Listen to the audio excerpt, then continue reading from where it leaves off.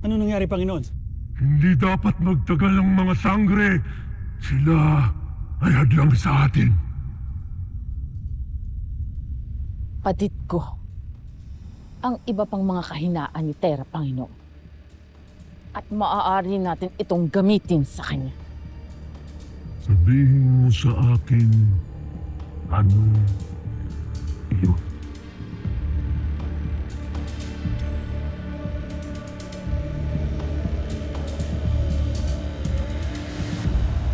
Sige, alis na ako. Bye! Hindi man uulan.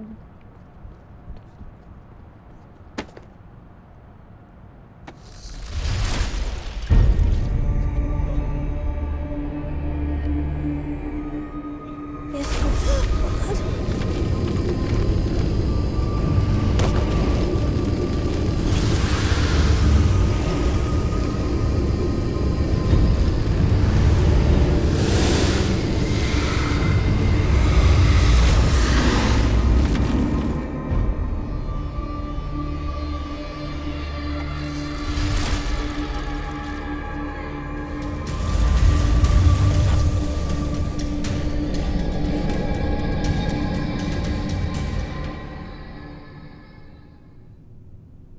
Mahal na Hara. Isang mensahe mula sa konseho ng Sapiro. Avisala, Eshma.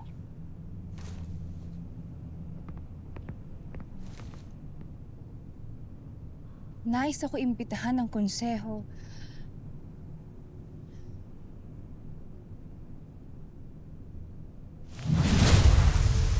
Armia, nakatakda ka na pala makipag-isang dibdib kay Soldarius. Iyon ay pasya ng konseho, Ada. Kahit labag sa kaming kalooban. Ngunit nauunawaan ko ang konseho. Kailangan ay mayroon kang tagapagmana. Ngunit kaya kong magsilang ng tagapagmana nang hindi kailangan ng asawa. Armia, Ada, ikaw higit sa lahat ang makakaunawa. Na walang saysay ang isang pagsasama na walang paspas ng pag-ibig, hindi ba?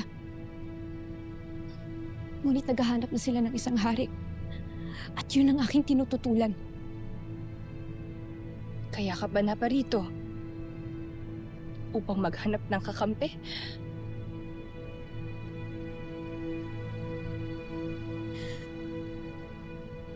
Nandito ako upang humingi ng payo. At hindi bilang Hara. Ngunit bilang ninyong anak.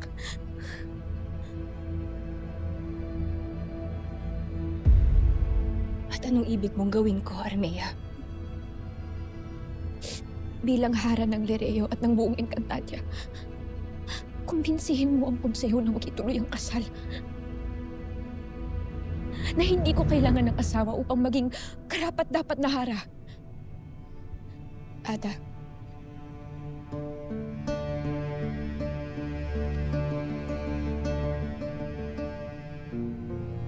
Maupo ka, Armea.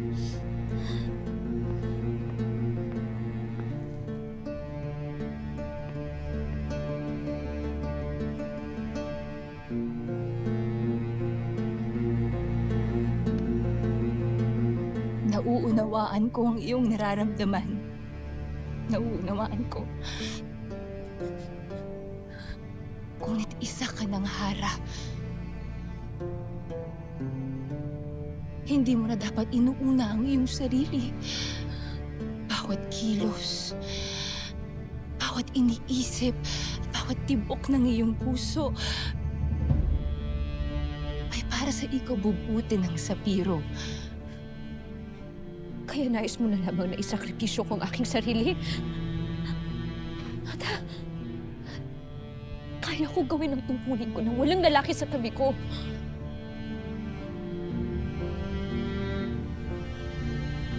Tayong mga Hara ay may kaakibat na pagsasakripisyo sa ating kinasasakupan.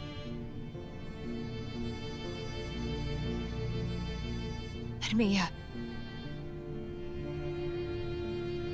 ito ang diwa ng pagiging isang tunay na pinuno.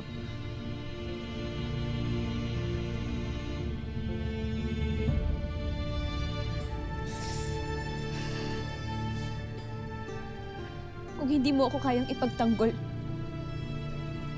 ako na lang ang gagawa ng sarili kong paraan upang maipaglaban ko ang aking sarili. Armia!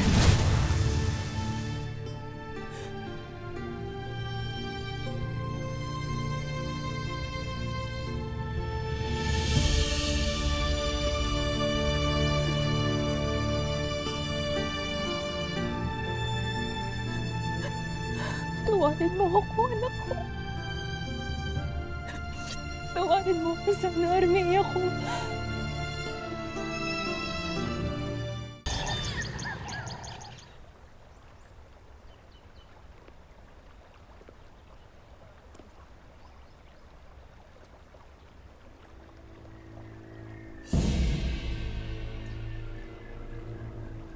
Banal na batis ng katotohanan. Ako ito, si Perena. Magpakita ka sa akin.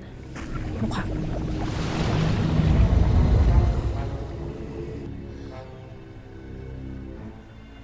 Batid mo ang katotohanan. Hindi ikaw si Perena. Pinararatangan mo bang ako ay nagsisinungaling? Ang iyong anyo ay kasinungalingan. Ang iyong puso ay binahiran ng kasamaan. Ano ko ngayon? Katotohanan lang ba ang taglay mong kapangyarihan? Hindi mo maaaring paslangin ang katotohanan, Hagorn! Wala nang katotohanan. Kapag kami na ng bathalang si Gardan ang maghahari. Huwag, Hagorn! Maawa ka! Huwag! Huwag, Hagorn! Maawa! Huwag! Huwag! Hagorn, huwag! Maawa ka! Huwag, Hagorn! Maawa ka!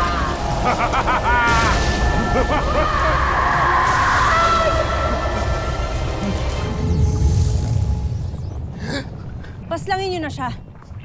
Teka, gayon din naman ang ginawa ninyo sa amin, hindi ba? Pinagsasabi mo, Agnem. Na inubos nyo ang aking lahi.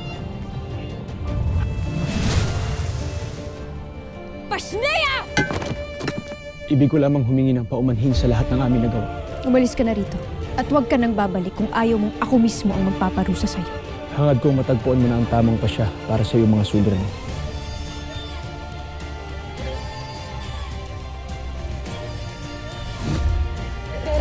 Bakit, Tera? Ano nangyari sa'yo? Sige naman. Hawak niya ang kaibigan ko. Hostage niya ang kaibigan ko. Dina. Tera?